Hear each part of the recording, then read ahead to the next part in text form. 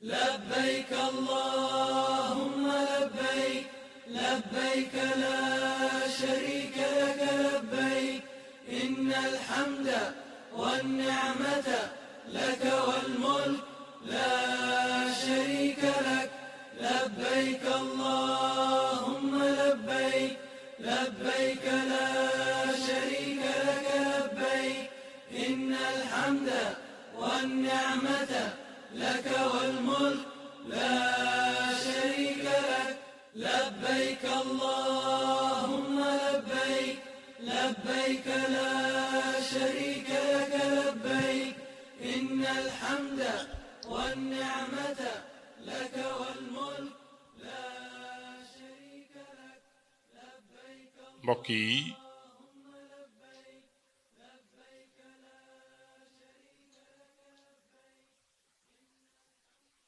asalaamaaleykum wa rahmatullahi taala wa barakatuh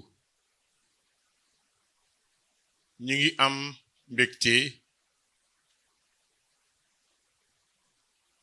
ci daje ak bokk yu tedd yi di ay alaaji ak ay ajaratu di borom kanam yu sell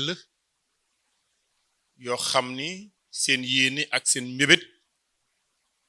mooy ci wàllu wu ni féete ñu am ci taxawaay bopp dina am jeexatal ci liggéey bi nga xam ni moom la ñu yore bala ñuy dugg ci waxtaan wi ma bëggoon a jox sëñ Xaadim Silla kàddu gi mu yëkkati ay ñaan ñeel ñi daan àndal ci lii nga xam ne ñoo ko bokk. asalaamaaleykum wa rahmatullahi wa barakaatu. ñi ngi nuyu tey siyaara ñi fi teew ñëpp di leen ndokkeel ak a massawu ci coono yi nga xam ne mun ngeen toggoo ba ñëw fii kon ci ni ko Cheikh Abdul Aziz waxe nekk ci noonu mu jàng fatiha ak fukki qul huwallahu ahad ak benn yéene ko mboolem bokk yooyu ñu àndalan te ñu wan nu gannaaw yàlla defal leen fa ñu nekk yërmande ak tawfiixi sunu borom waaye wuutu leen seen gannaaw ci seen njaboot ak liggéey yiñ fi bàyyi woon sàmmal leen ko aaral leen ko ba lañ ci yéene woon lépp yàlla mottali ñu fas loolu ci ñaan bi bu ñu noppee nag kenn ku nekk ci ñun jàngaat maanaam fatiha ak falaqi ak naasi tëje ko salaatu ala nabi comme ni ñuy tëje ñaan gi njëkk na wax salaatu ala nabi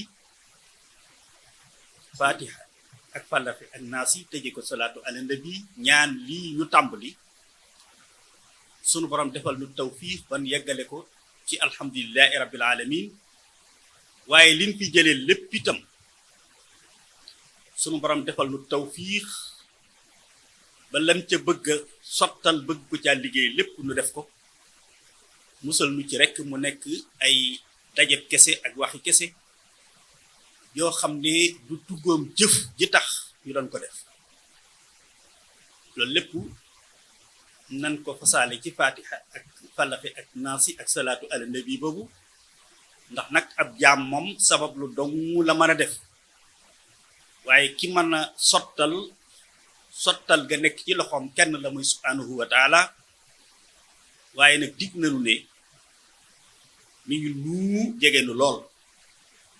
buñ gëmee loolu nangul ko loola rek def lan war a def ba noppi la ca des ñu bàyyee ko ak moom gëm ne moo ko mën a sottal waaye tàllal ko nag suñuy loxo ñaan ko nag mu defal nu tawfiix ci sottal ga nee na bu boobaa dana nu gàttandu te moom laa yuxlikul mi'aad lu mu wax dana ko def kon bismillah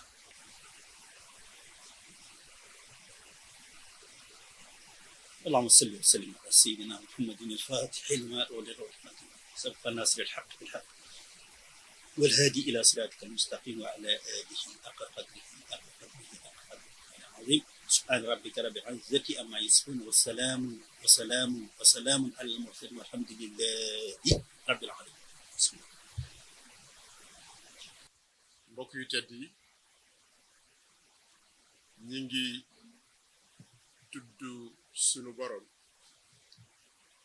ci turam yi gën a màgg yi gën a kawe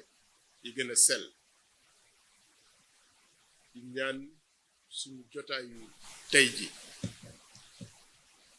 ñaari melokaanam yi munu booleel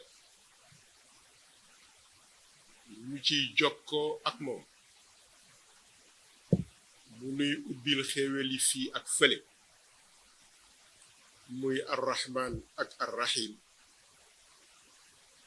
yàlla na lëmu wund wàcc ci sunu jotaay bi wàcc ci seen kaw rogalaat ba ci njaboot yi ci kilifa yi ci waajur yi ci dëkkandoo yi ci am di jàmm yi wàcc ci Sénégal yi ñi ngi julli ci ku tedd ki sallallahu alayhi wa ala alihi wa ashaabihi tey dañu am wërsëgu nekk ci weer wi nga xam ne ci la ganee ci àdduna ci jëmmi doomi aadama ndax sunu boroom sàkk na ko laata muy sàkk lenn kon ak amam jiitu na bépp ameef waaye weer wi ci la wàcc see ci suuf si ak jëmmi doomi aadama ji nga xam ne moo warana yanu yonent gi ko yàlla di yónni jëmale ko ci ñun moom alxabibul Mustafa weeram wi di weeru leer di weeru yërmande di weeru mbokkoo di weeru jàmm doy na ci firnde ma wax ci benn bàyyi ndax kon ñoom Idrissa dañ may dóor seen cër doy na ci lenn ni weer wi ki ci juddu dafa indaale jàmm ndeg ment yi ci àll yi bu ñu dajewoon ak yennet rabi àll yi nga xam ne dañ leen daan noggutu ndeg ment yooyu le mar leen raay leen au lieu que ñu gajji leen xosi leen matt leen ruux boobule yàlla na wàcc si ci ñun beneen wërsëg bi ñu amit tey di altine ma àbb tamit ñoom Idrissa ni ci altine ji rek altine ju nekk tabbat yada abi lahabin wa tabb altine ju nekk mbugal ma mu nekk comme ci altine la ku tedd ki ganee si àdduna altine dañu koy dindil mbugal moomale kon ruuxu yërmande googule yàlla na wàcc ci ñoom mbokk yu tedd yi ci xéewalu borom bi subhaanahu wa taala lañu daje tey ngir lan ngir ñu jóge ci li baax jëm ci li gën ndax li ñu nekkoon lu baax la waaye lu baax lu ne am na lu ko gën te li may faral di wax naan jullit lu baax taxu koo jóg lu gën moo ko tax a jóg kon ci xéewalu yàlla lañu amee daje fii ngir seq jéego jóge ci li baax jëm ci li gën sunu ñaan jiital nañ ko ci làmmiñu sunu doomu ndey docteur Khadim Sylla yàlla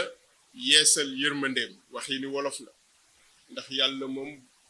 yërmandeem du ràpp te bu ko xasee ba wàcce dootu ko dindi waaye waxi ni wolof la ñu ñaan yàlla mu yeesal yërmandeem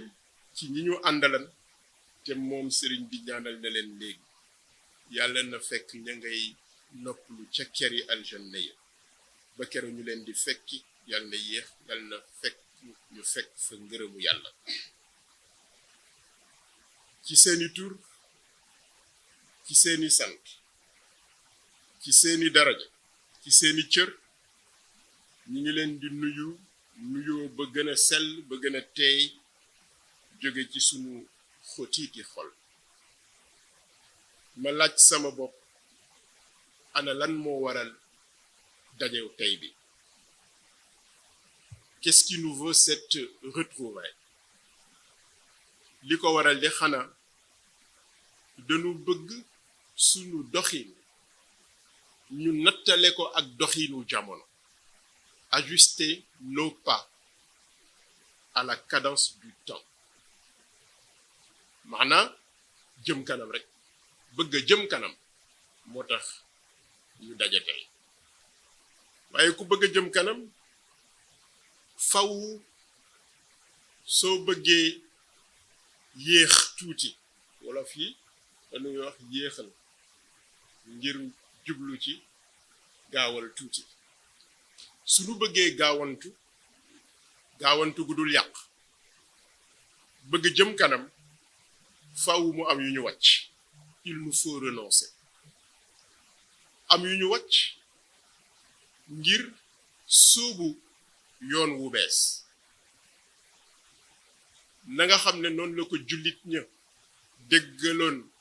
yonent bi sallallahu alayhi wa sallam defe woon ba lañu newoon dugg ci leneen ni ko sunuy ndey ak sunuy baay ak sunuy maam defe woon ba lañu newoon dugg ci leneen àndee ko ak kilifa diine yi leen woowoon ci leneen lu gën lañu newoon progresser dafa ànd ak am yoo wàcc te geestu du la tardal ndax wazkur fil kitaab bi yépp pour fàttaliku rek la waaye du pour wëlbatiku dellu gannaaw pour fàttaliku la jël ca ressource yay tax sa jëm kanam mën a yokk ngir ñu jëm kanam danañu am yu ñu bàyyi te li ñuy bàyyi du fekk du tolloo ak li ñuy tuddee la résignation maanaam ñàkk pexe ñàkk a sañ a bañ c'est pas une résignation du lenn lu dul ya gën a diis te jëmalewuñu fenn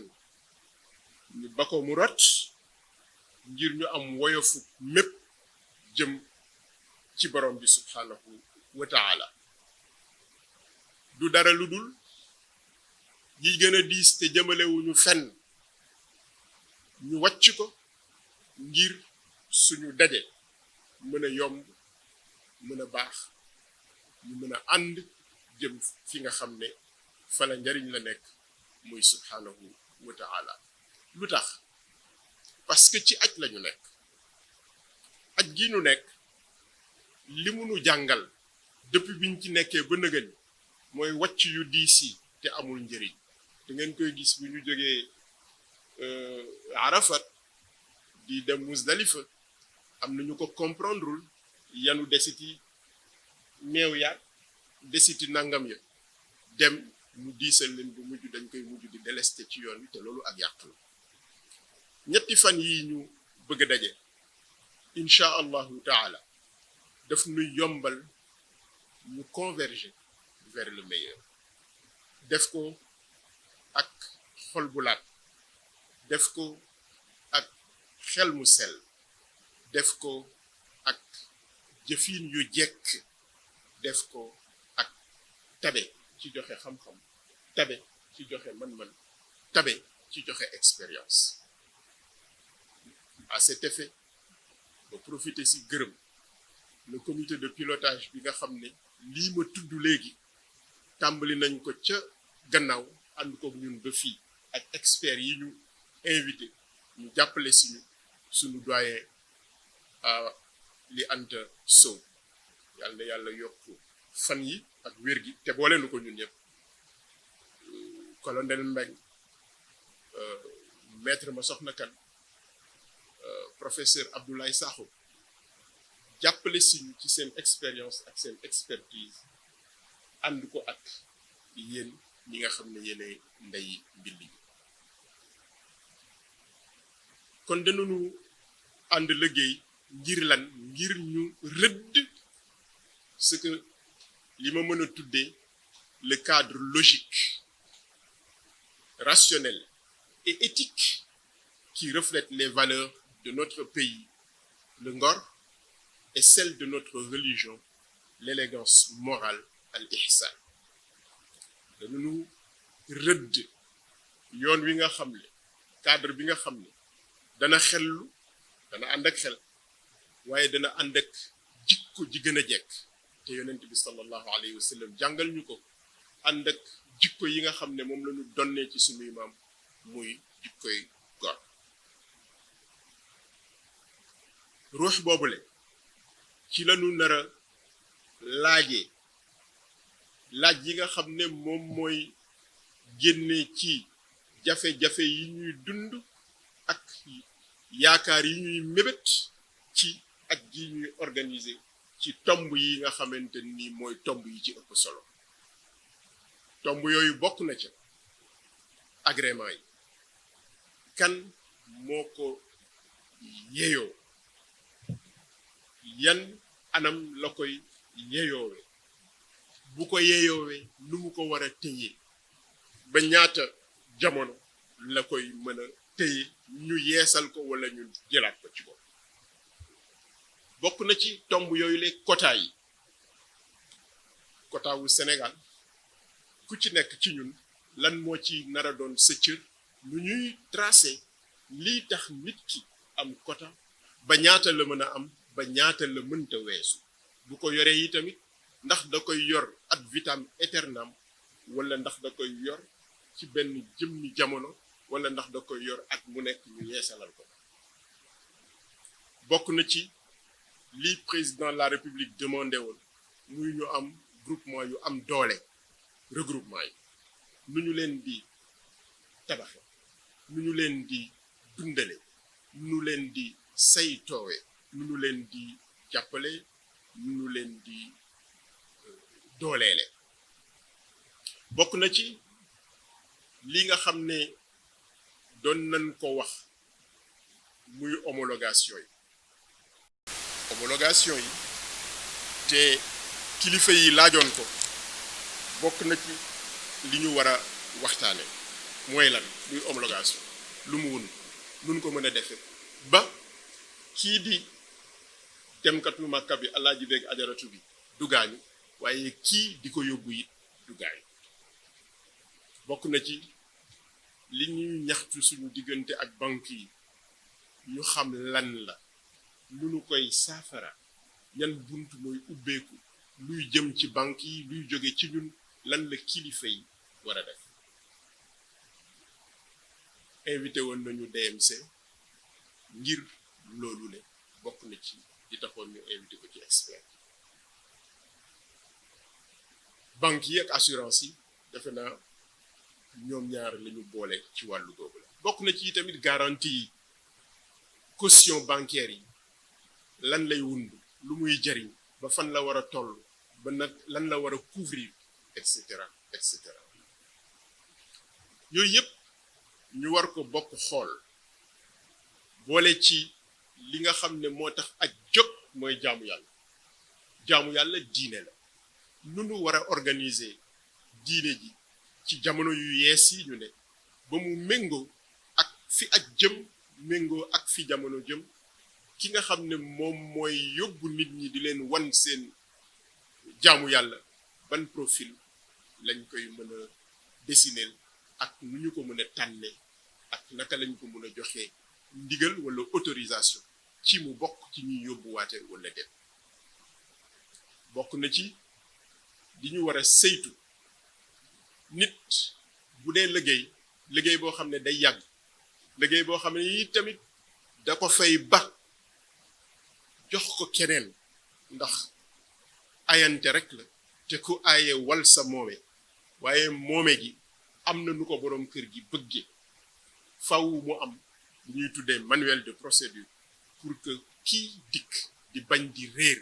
xam fan lay teg tànkam maintenant nu mu yokkee xoromam ak nu mu koy wàññee kooku problème togginam lay doon waaye li boroom kër gi bëgg ñu toggal ko mu xam yooyu yëpp dinañu ko bokk lañ ba duñu ci gis suñu bopp sans subjectivisme duñu ci am njort ni ñu ko alquran di waxee ijtanibu kathiran min adh-dhanni xanaa bu ñu ci dee am njort lu rafet la ni yéen ñii ñëw jàppale suñu ci liggéey bi di ngeen ñu jox li ngeen gën le ci xam-xam ak ci expérience parce que moomu nu ko suñu ndey moo ko moom mooy le Sénégal moomu nu ko ki nu sàkk ak ni ñu nañu ànd ak pèlerin yi jàppale leen moo ko moom mooy subhanahu wa ta'ala te it nag suñu ko deful ngir suñu ndey def ko ngir buur bi subhanahu wa ta'ala ndax bëccëg dina dikk boo xam ne faw ñu rencontré te bu ñu koy rencontré kenn du ko fekk te bu ñuy lay ci kanamam suñu waxee naka sudul dëgg am na suñu ay cër yuy seede ni du noona ni ñu ko alquran jàngale bu boobaa nag ku laaj sa cër ni ko yow ku la ci boole cër bi moo lay tontu ni la ki la wax loo moo ma wax loo loolu la ñu alquran jàngal am nañu ci suñu communauté bii ñu bokk muy la communauté du Hajj bépp xeetu xam-xam ak bépp xeetu xereñteef toutes les expertises sont présentes ici am nañu yaakaar ni leeral gi nga xam ne moom mooy jóge ci seen expertise ak ci seen xam-xam dinañu génne ci li lënt ci doxalin yi ci tëralin yi leeralal ñu fan la ñu bëgg jëm ci doxalin yi ak tëralin yi ñu am yaakaar ni dinañu jóge ci lël bi am ay doxalin yu xel mën a nangu yoo xam ne dinañu ko mën a gaaral kilifa yi nga xam ne ñoom ñooñu dénk mission bi nga xam ne c'est une mission exaltante foofu it mënuñu jàll su dee gor lan te gërëmunu le ministre des Affaires étrangères sortant son excellence monsieur Amadou Ba ànd na ak ñun àndin wu jekk ànd na ak ñun àndin wu rafet temps yi nga xam ne yépp yàlla boole nañu mu boole ci xel mu rafet boole ci maandu boole ci yéene ju rafet loolu it lañuy xaar ci ministre bu bees bi di madame Aïssata Tall Sall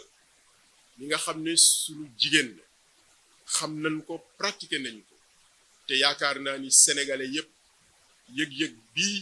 nga xam ne man am naa ko ci moom de sénégalais yi am ci moom mooy yaakaar ndax nit ku ñu xamee liggéey la xamee wuñ ko caaxaan fulla lañu ko xamee ñu ñaanal ko yàlla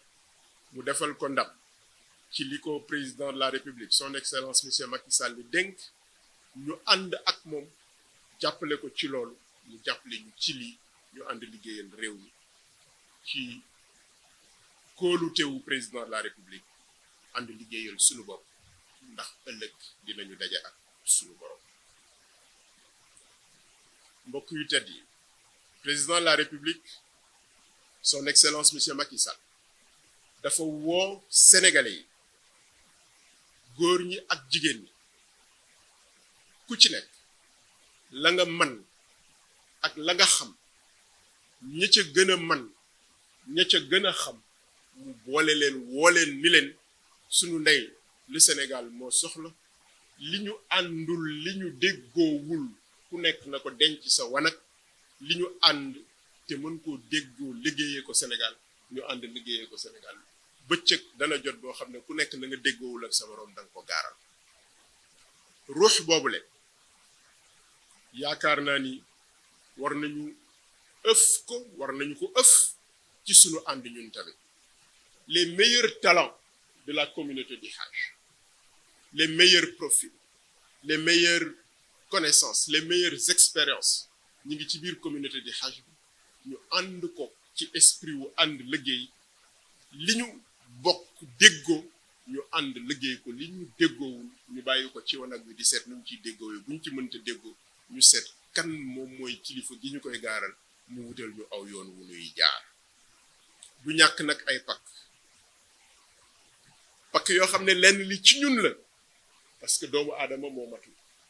yenn saa yi du xam ba mu jeex yenn saa yi mu fo yenn saa yi seytaane mën ko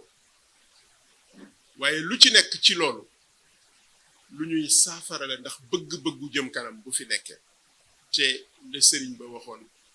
bu yéene sellee bu soobee yàlla des na ko mën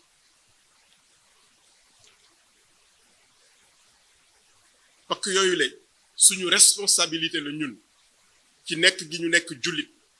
daf ñu ko laaj sax daf ñu ko exiger ñu bañ a def li suñu kilifa suñu sëriñ yàlla na yàlla yërëm ko yàlla na yàlla gërëm ay jëfam te yàlla na nu yàlla taas ci barkeem muy Serigne Cheikh Tidiane Sy li mu doon wax ni il ne faut pas avoir la duplicité du lézard qui en fermant les yeux croit que tout le monde est dans l'impossibilité d'y voir clair.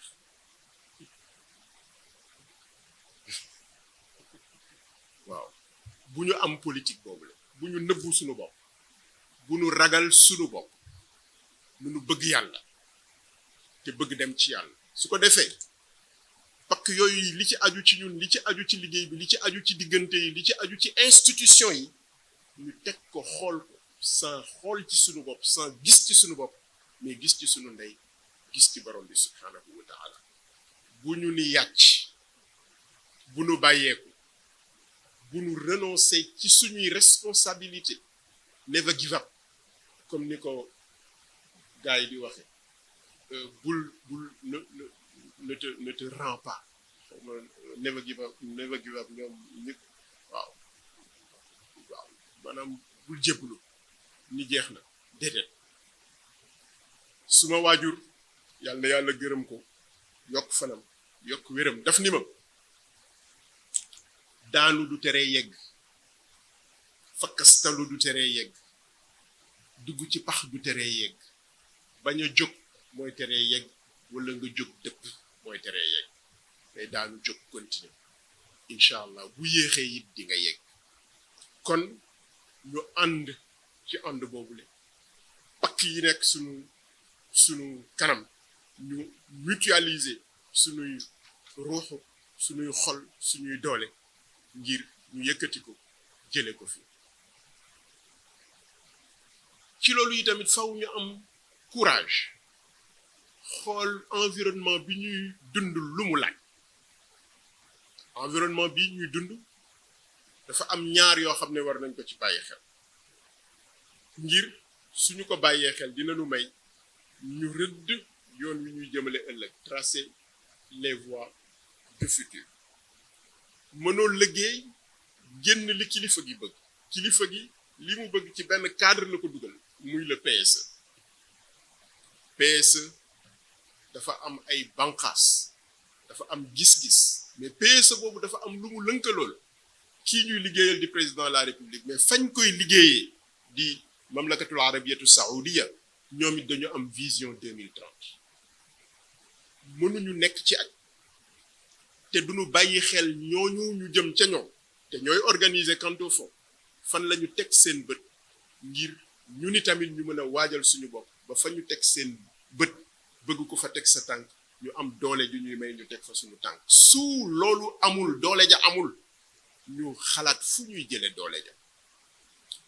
su fekkee ni doole ja amul xalaatuñu fu ñuy mën a jële doole ja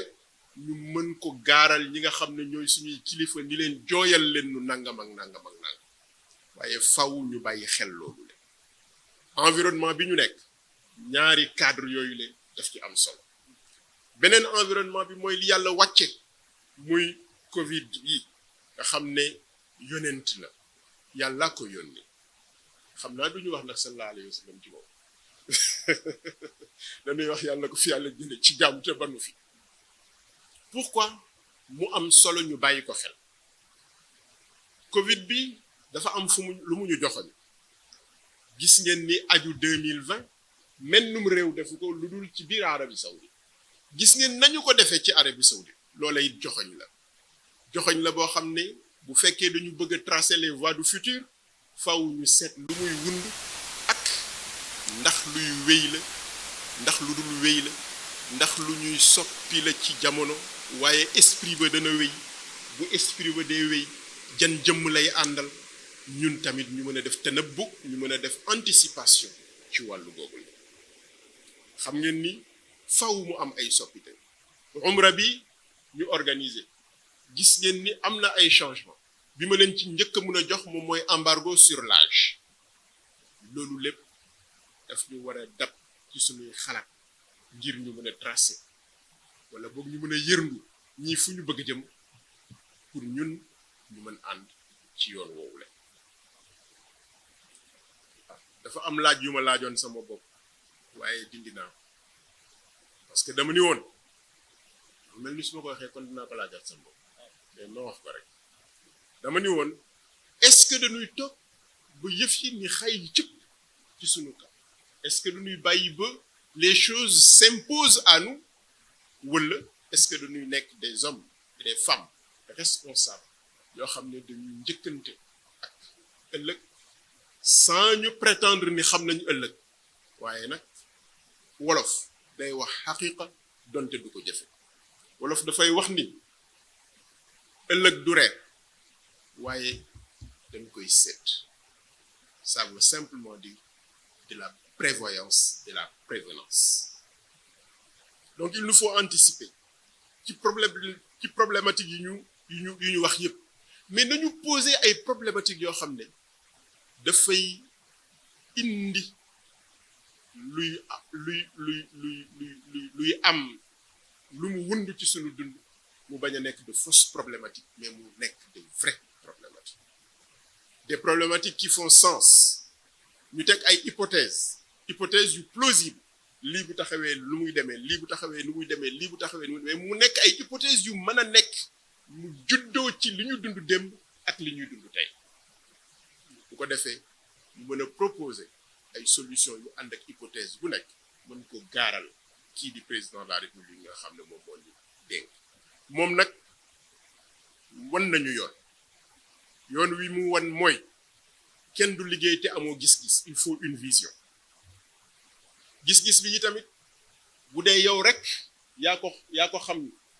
gis-gis boobu lee du mën a nekk réalité parce que il faut mu nekk une vision partagée ñi ko partagé ak yow mën a ànd ak yow pour vision bi nekk réalité waaye tamit vision bi lu mu baax lu mu leer soo concerté wul soo waxtaanul ak ñi nga yaakaar ni mën nañ ci ànd ak yow duñu mën ànd ak yow soo ci waxtaanee ak ñoom ba pare est-ce que ñoom rek nga war a àndal wala est-ce que war nga yaatal géew bi élargir le cercle des compétences loolu moom moo tax ñu invité experts yooyu ñu leen wax te fu ñu ci tollooti rek incha allahu taala ka ca am xam-xam donte nekkul un acteur du pèlerinage war nañu mën a jox xam-xamam président donc wan nañu yoon woowule mais wan nañu itamit ni dañu war a solidaire bu ñuy liggéey ngir vision bi nekk réalité parce que ara alfa banin la yaqumu bi hadimin fa kayfa bi banin wahidin xalfahu alfu hadin kenn mu ne gis naa kenn di toj junni di tabax kenn di toj tabax mënta jóg kenn mënta gisum taax ndax junney tabax kenn di toj mu ne waaw kon naka la benn mur di taxawe su fekkente nit ñi kenn mooy tabax junni di toj kon ñun ay taaxkat lañu duñu doon ay tojkat nii ko président wane être solidaire dans la conduite des choses mais mu ànd ak discipline parce que discipline mooy ku nekk nga xam lan moo ci sawal lii nga xam ne daanaa ko faral di wax ci sama mbokku daara yi ni Laxdari yu boobu ñu jàng du téere diine kese mais c'est une méthodologie dans la vie nit lu muy dugg war na xam lan la mooy tasfiixu imaan yi nit lu muy dugg war na xam la ka ca war moom walis keneen maarifatu ma yasluhu bihi farda ayni su ko xamee ba noppi nag mu mën caa taxaw su demee ba gat mu laaj al ulama su demee ba wut modèle na wut ñu topp sunna yonent bi loolu mooy lan moom mooy les best practices les meilleures pratiques ci secteur bu nekk nit ki bu demee bay jëf na xool ñooña nga xam ne def nañ ci les meilleures pratiques mu roy leen ñi ko ci jiitu te am xam-xam mu laaj leen loolu moom mooy indi li may wax la discipline ku nekk xam lan moo la ca war bañ a jéggi sa wàll dem ci wàllu moroom ni ko malaayika yi defee rek malaayika yi ku ca nekk lañ la sant rek ngay def ak lan ak transparence li ngay def li ñuy liggéey amul lasra comme ñoom gars yi liñ koy waxee non amul lasra li ñuy liggéey ay règle yoo xam ne ku nekk war nga koo mën a xam mën koo topp mën koo saytu transparence boobu la ñu war moom mooy tax nit ñi seen xel dal ñu mën a ànd liggéey ak lan le respect de la hiérarchie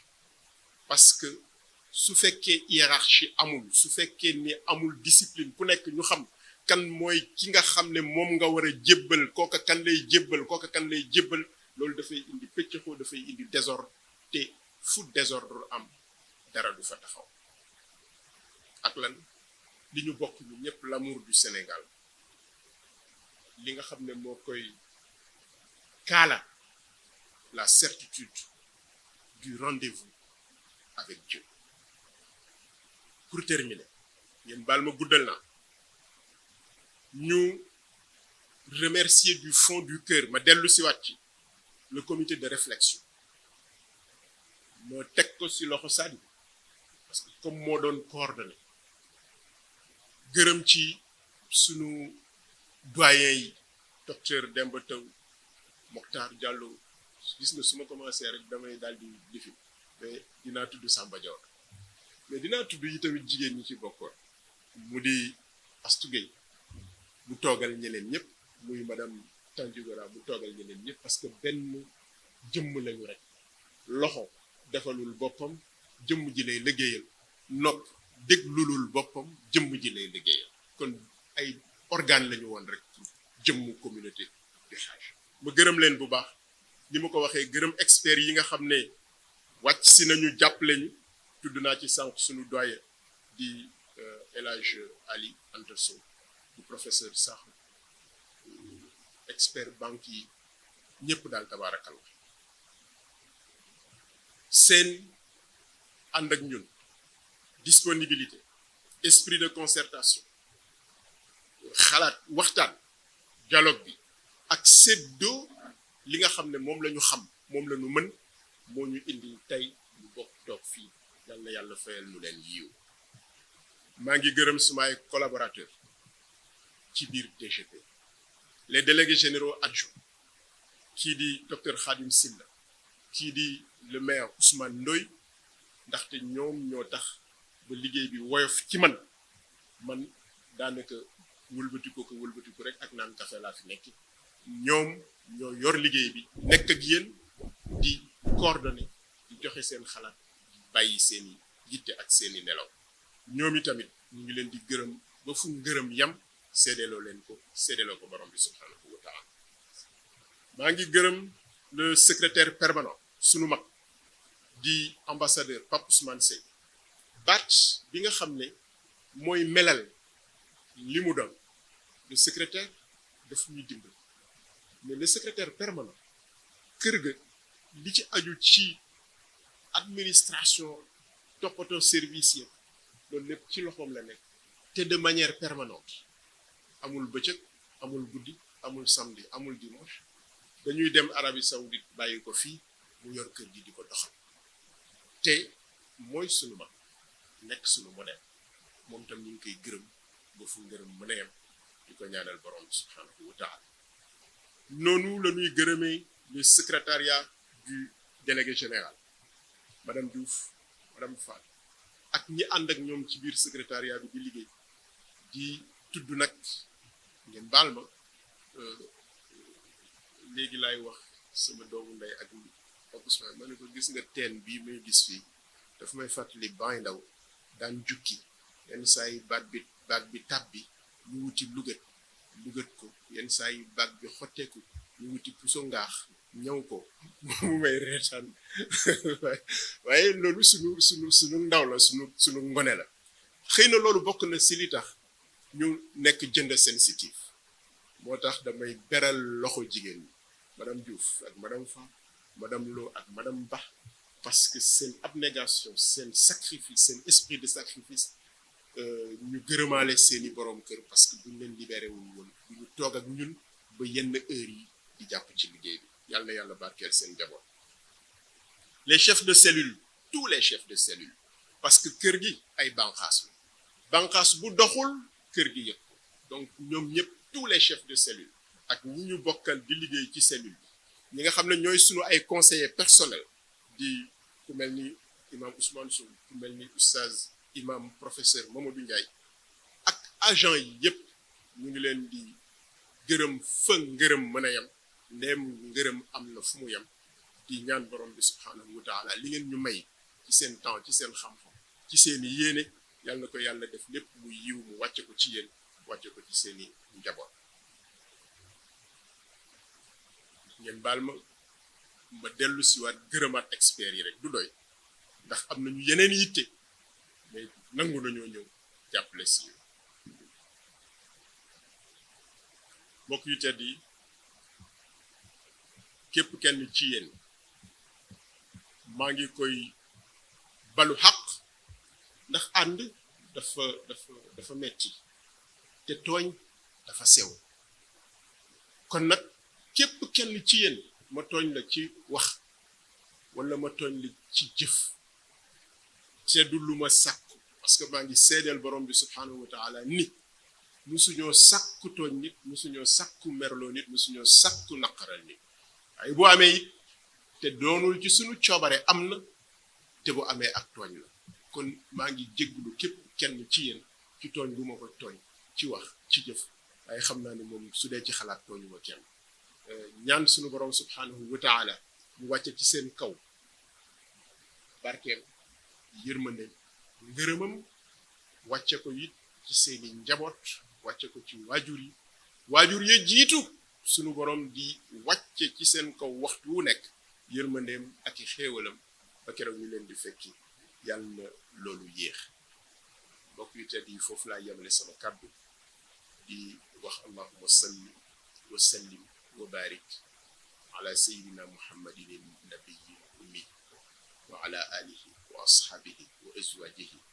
wa zurriyatihi at-tayyibin at-tahirin. délégué général jërëjëf ci kàddu yi jëmee ci mbooloo mi teew surtout sama mbokki jigéen yi nga xam ne bàyyi nañu kër ak njaboot ak boroom kër ñëw ci bis bi te maa ngi doon wax ni ndaje moo gis boo ko dee jéem wala nga koy taxawal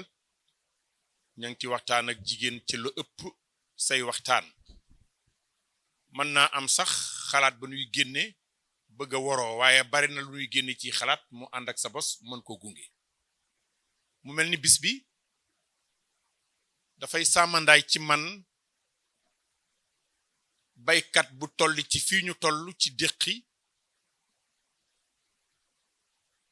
ak jëri te bu ko dee def fokk mu soxla ngelaw mu mel ni ngelaw li tey jii mooy ñi fi toog fii ñu toog pour mu mën a am gerte gu mu mën a yaakaar ëllëg pour tedde ko mooy yaakaar ëllëg pour li nu jëm mu jëmale nu kanam mais des na leneen boo demee ba fanuy peese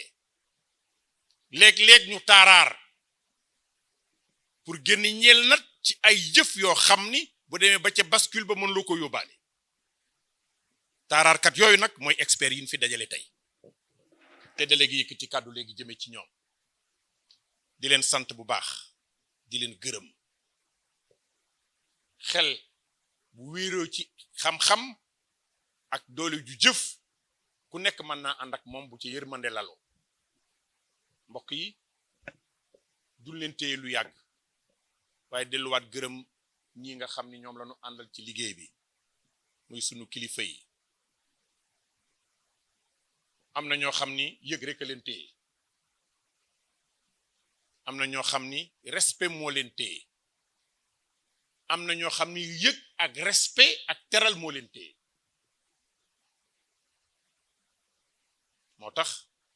sunu jataayu tey bi ñu yaakaar ci lool mu bijji ci ay xalaat ak xam-xam yi baree bari ma dellu siwaat ci wax ba rek mooy fii ñu daje tey daal mooy yoon wi nanu fexe bu kenn jaar ci ñàll wi ndax jaar ci ñàll wi dina tax buñ la séentoo duñ la gis te bokk ci xàll wi dina tax bu ëllëgee liggéey bi ku ne tàllal sa loxo ni ci làmb labbayk allahumma labbayk labbayk la sharika laka labbayk innal hamda wan ni'mata laka wal mulk la sharika